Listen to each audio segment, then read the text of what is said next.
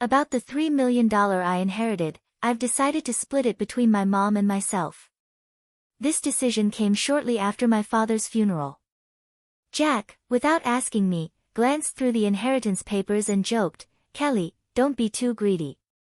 Finally, I could quit my job. I had to thank that nagging old man. Nagging old man? Are you talking about my dad?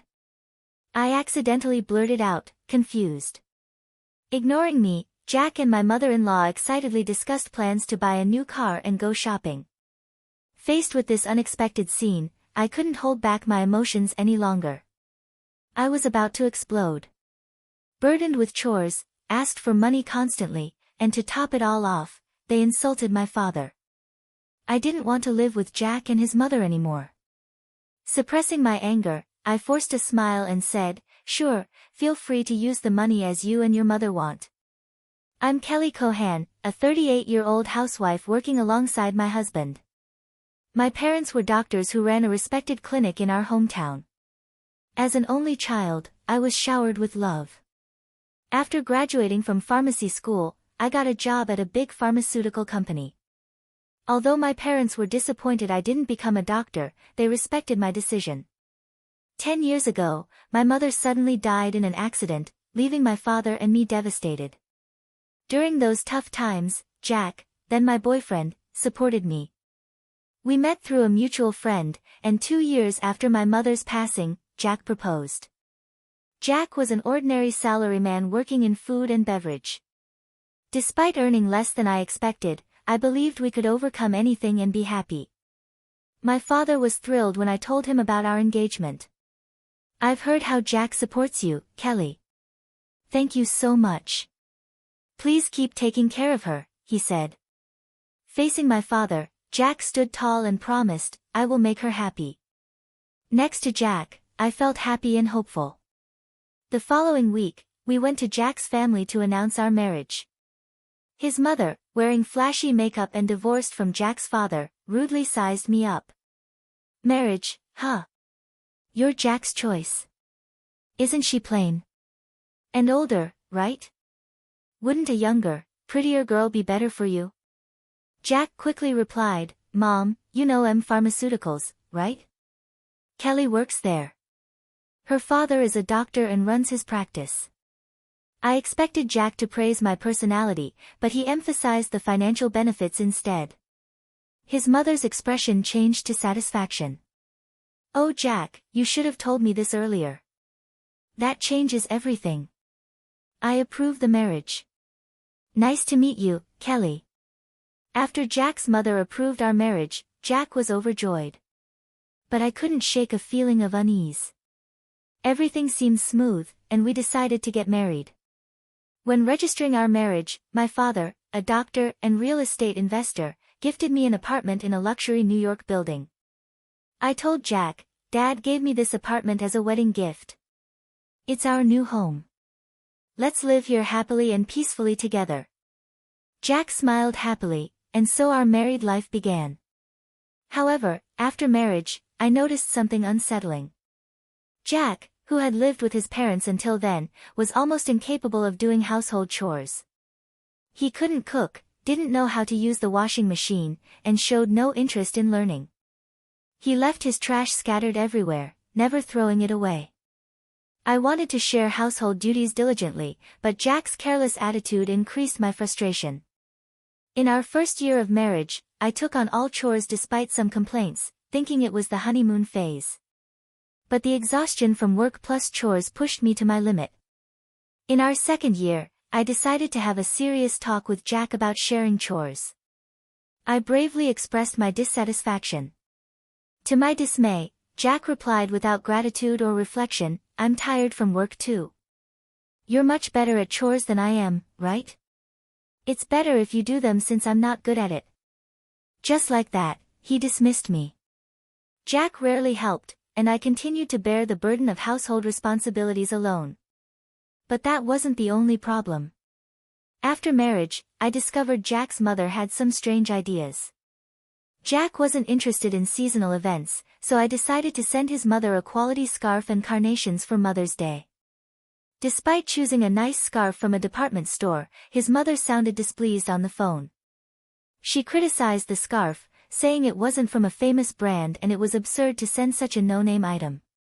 I tried to explain its quality, but she wouldn't listen, insisting she wanted items from a very famous luxury brand. Stunned, I told Jack when he got home, but instead of understanding, he said, "So what? Just do as she says." Jack didn't take my side, and from then on, we started giving his mother cash whenever she demanded it. By our 5th year of marriage, she began visiting frequently, always finding reasons to ask for money. Jack, without complaints, always smiled and gave money to his mother. Though I had a job, Jack's income was limited, making daily life barely manageable. Desperate, I dipped into our savings to reduce expenses. Despite my frustrations, I knew Jack cherished his mother, and she was important to me too, having supported me in tough times. She was the mother of someone important to me, and with that thought, I endured. Now in our 8th year of marriage, I still handle all chores and keep giving money to my mother-in-law. One day, during this routine, my father, whom I hadn't seen in a while, unexpectedly called me. The story he shared during our rare meeting was shockingly unexpected. He revealed he had terminal cancer and treatment was no longer possible. Overwhelmed, tears streamed down my face. My father gently stroked my head, just like when I was a child, saying, "Kelly, this is fate. Let's accept it quietly." I questioned him, "Why me, Dad?" Thus, my days became a juggling act of work, chores, and hospital visits. While work allowed some flexibility, managing the household wasn't easy. When I told Jack I'd be caring for my father, he showed no reaction or willingness to help. "Well, it's tough with your father's sudden condition. Please do your best," was all Jack said. He visited my father only once. I was so busy caring for my father that I had no time for Jack. If I thought about Jack, I wanted to prioritize my dad.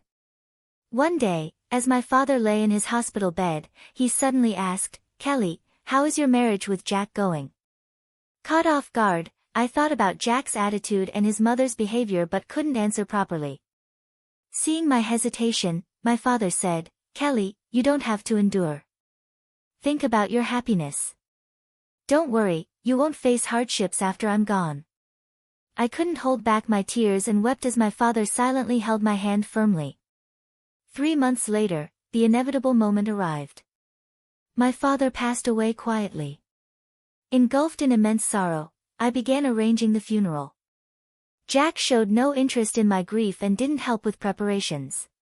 Despite this, I was too busy to pay attention to Jack. Many friends and acquaintances attended my father's funeral, making it a heartfelt farewell. Even indifferent Jack and his mother attended. The day after the funeral, I received a call from a lawyer about my father's inheritance. I arranged a meeting and listened carefully. The information was surprising. After taxes like inheritance tax, my father's estate was worth over $3 million. He had earned income as a doctor and made real estate investments, leaving a vast fortune to me, his only daughter. Wrapped in surprise and gratitude, yet trembling at the thought of handling such a large sum, I proceeded with the inheritance process. Back home, I spread out the documents on my desk and started reading. Exhausted, I dozed off on the sofa briefly. When I woke, I heard Jack and his mother's cheerful voices from afar. "Jack and Mom too. When did you come?" I asked as Jack approached me, beaming. "Yes, Kelly, well done," he said excitedly. Confused by his sudden enthusiasm, I noticed Jack was holding some documents in his hand. They were the inheritance papers I had received from the lawyer. "Wait, don't just read those without asking," I said, shocked and angry at Jack for looking through the documents without permission. I raised my voice at him. However, my mother-in-law, unconcerned, happily chimed in, "Wow, an inheritance of $3 million. Isn't that amazing? Now we can live comfortably for the rest of our lives." Confused, I couldn't understand why my mother-in-law suddenly said that. Then Jack turned serious and continued, "By the way, about this $3 million, I decided it will be split between me and my mom. It was right after my father's funeral. Jack, having looked at the inheritance documents I was supposed to receive without permission, said to me, "Kelly, don't be too greedy. Oh, now I can finally quit my job. I have to thank that doddering old man." Doddering old man? Are you talking about my dad? I accidentally said it out loud. Well, anyway, let's proceed with the inheritance process and get the money into our joint account as soon as possible. Ignoring my confusion over this sudden turn of events, Jack and my mother-in-law were excitedly talking about buying a new car and shopping. At that moment, I couldn't hold back my emotions any longer. I was on the verge of exploding, being burdened with household chores, asked for money, and to top it off, they insulted my father.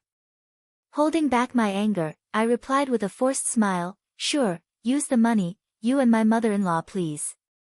As you wish." Hearing this, my mother-in-law, seemingly satisfied, said cheerfully, "That's the spirit, Kelly." Quick to agree. "Now make sure you work hard and earn money. I don't want our savings to decrease, so work hard." I just nodded and pretended to listen to her selfish words. Afterward, Jack and my mother-in-law began living as if they had lost their minds, consuming money lavishly. Jack quickly quit his job, and my mother-in-law practically moved in with us, staying at our house constantly. They would leave in the morning and return with luxury brand items they had splurged on. The 3-star restaurant we went to today wasn't as great as I expected.